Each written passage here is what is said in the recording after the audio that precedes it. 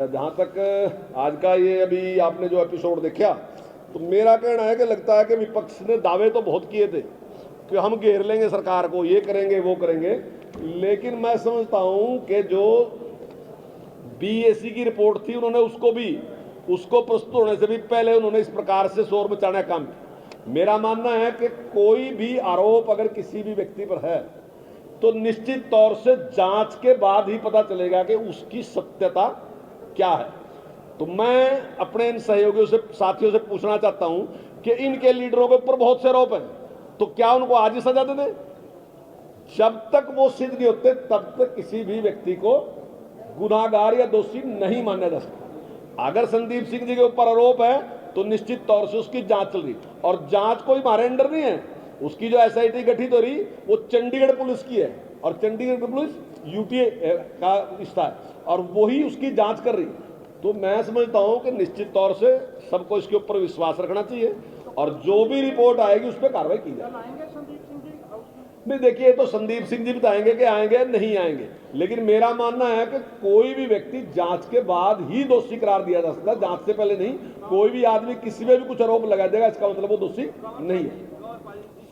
हंगामा हुआ और जो मांग थी कि संवैधानिक पद पर जब तक जांच चली तब तक इस्तीफा लिया, लेकिन ऐसा हो नहीं रहा है, तो क्या कारण है कि मतलब इस पर ध्यान नहीं? इस प्रकार के कोई उदाहरण प्रस्तुत करें कि क्या कहीं इस प्रकार से हुआ है पहले भी कहीं ऐसा कि किसी पे आरोप लगा और उसको इस्तीफा लिया?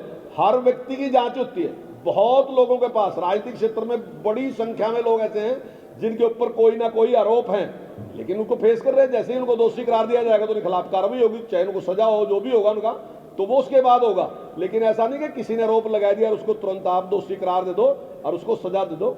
ये मैं समझता हूं न्याय की बात नहीं। और आपने देख भी लिया कि जिस प्रकार से माननीय अध्यक्ष महोदय का व्यवहार था, माननीय अध्यक्ष महोदय ने, हालांकि उन्होंने पूरा प्रयास किया कि उनको नेम कर दें, उनका पूरा प्रयास था कि उनको हाउस से बाहर कर दें, लेकिन हमने इस प्रकार का कुछ नहीं किया, और हमने निश्चित तौर से उनको वहीं अपनी बात करने के लिए हमने वही।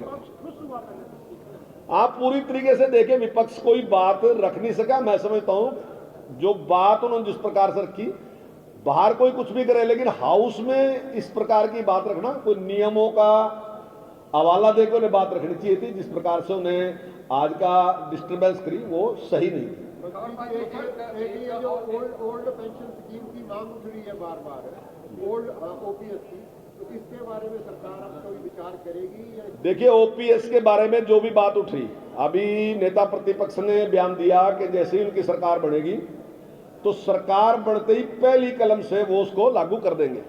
तो मैं जानना चाहूंगा वह कौन सी कलम थी, वो पहली, दूसरी, तीसरी कौन सी थी जिससे समाप्त करी थी? हमने समाप्त नहीं की, इन्हीं की सरकार ने इसको समाप्त किया था। इन्हीं की जो माननीय प्रधानमंत्री थे, जिनको ये माना जाता है कि दुनिया के जो इकोनॉमिक्स के बड़े ज्ञाता हैं, उन्होंने कहा कि स्कीम को चालू नहीं रखा जा सकता, ये देश के हित में नहीं है और देश की आर्थिक स्थिति खराब हो जाएगी। उनके ही सहयोगी जो सलाहकार है मोंटेक सिंह अहलूवालिया, अभी 10 दिन पहले उन्होंने बयान दिया कि इसको लागू नहीं किया जा सकता।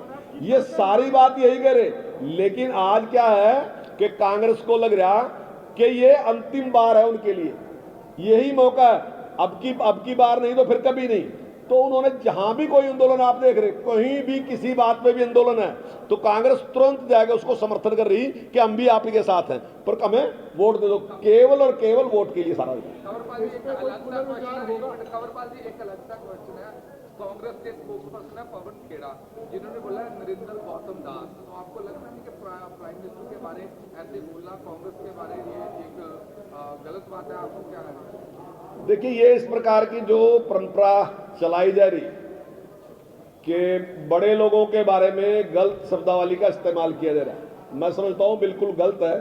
लेकिन मैं इस बात से खुश हूँ, कम से कम हमारे हाउस में ऐसी स्थिति नहीं है, तो हमारे हाउस में ठीक है।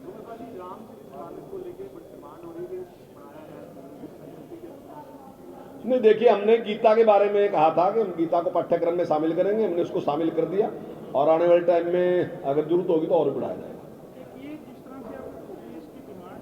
बहुत भारी संख्या और बहुत ज़्यादा लोग इकट्ठा हुए, क्या आपको लगता है कि आने वाले समय में सरकार के लिए किस तरह की क्या सरकार इस बात पर अड़ी है कि ओपीएस नहीं दिया जाए? देखिए, इसके बारे में तो माननीय मुख्यमंत्री जी इसकी जो भी बात कहेंगे, लेकिन मैं मानता हूं कि जितनी बात मैंने सुनी है और जितने आर्थिक विशेषज्ञ हैं उन सब का मानना है कि प्रैक्टिकल नहीं है और इसको कोई भी सरकार लागू नहीं कर सकती। लेकिन वो ये कह रहे हैं, कर्मचारी लीडर कह रहे हैं कि जो पॉलिटिकल लीडर्स हैं, मंत्री हैं, ये 3-3, 4-4 पेंशन ले रहे हैं, वो अपने ऊपर क्यों नहीं पुरानी पेंशन लागू कर लेते, नई पेंशन? हाँ, नहीं, इस पर भी विचार किया जा सकता है। सही है बात आपकी। मैं इस बात से सहमत हूं कि इस पे भी विचार किया जा सकता है, लेकिन जो पॉलिटिकल लीडर हैं उनकी संख्या बहुत कम है, इसलिए शायद अभी तक किसी का ध्यान ना गया उस पर। लेकिन जो कर्मचारी हैं उनकी संख्या में और उनकी संख्या में कोई मेल ही नहीं है, वो लाखों के हिसाब से फर्क है। कल लेकिन वो सबसे ज्यादा इसी इशू को उठा रहे थे कि पॉलिटिकल लीडर्स पुरानी पेंशन ले रहे हैं, कुछ और ऑफिसर्स ले रहे हैं, तो बाकी पे नहीं, पुरानी पेंशन जो पीछे है वो तो उनको भी मिल रही है, लेकिन आगे भविष्य के लिए इसका निर्णय किया गया कि वो पुरानी पेंशन आगे चालू नहीं रहेगी। पॉलिटिशियंस के इनकम का एक इरादा कि विधायक जो है 4 बार अगर बनते हैं तो चारों टर्म की अलग अलग व्यक्तियों के मामले में उन्होंने ऐसा कहा था। तो ये विषय नहीं, वो है जी, नहीं, वो उतना नहीं होता। जैसे जिस प्रकार से गलतफहमी पैदा कर रखी कि जो पेंशन पहली बार मिलती है तो दूसरी बार वो डबल होती है, डबल नहीं होती, वो कुछ परसेंट बढ़ती है, इतनी नहीं होती है, डबल होती है। एक गलतफहमी पैदा कर रखी कि जितनी पेंशन पहली बार है अगली बार फिर उतनी पेंशन मिलेगी, अगली बार फिर उतनी पेंशन मिलेगी, अगली बार फिर उतनी।